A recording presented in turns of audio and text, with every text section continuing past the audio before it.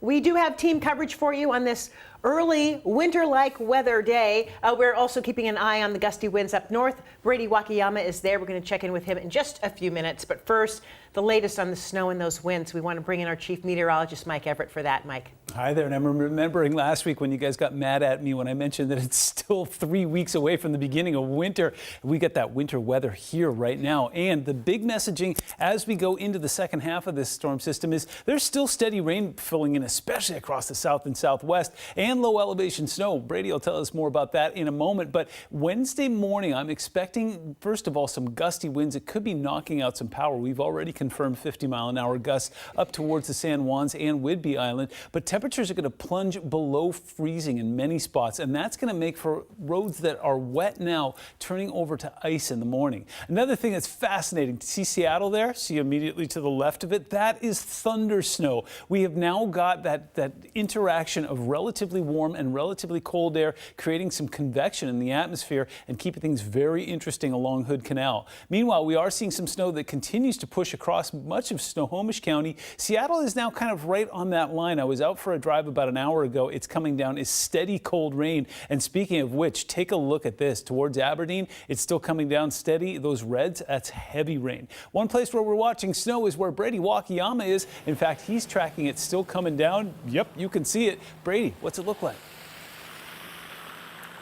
Yeah, hey Mike, we're just near the corner of Wall and Broadway Street, right next to Angel the Winds Arena here in Everett. And exactly, you see those large flakes coming down right here, which Everett has been pummeled by the snow throughout the day. Now, if you just look over my shoulder too, yep, this is the main road right on Broadway Street. You see some cars taking their time. You see certainly huge chunks of snow on the ground, but right there, you see that bus. Yeah, the last several minutes we've been monitoring that bus. Unfortunately for the driver, it's been trying to rev up and trying to leave that spot right there with no luck. And yeah, it looks like it's going to be stuck there for quite a while. We even saw one Good Samaritan trying to push that bus, but unfortunately no luck. Now, take a look at this video from earlier tonight. We started our night in Skagit County, where we saw heavy wind gusts in Mount Vernon and Anacortes. Now, according to the National Weather Service, it expects gusts to pick up to 55 miles per hour as the night goes on in San Juan, Western Whatcom,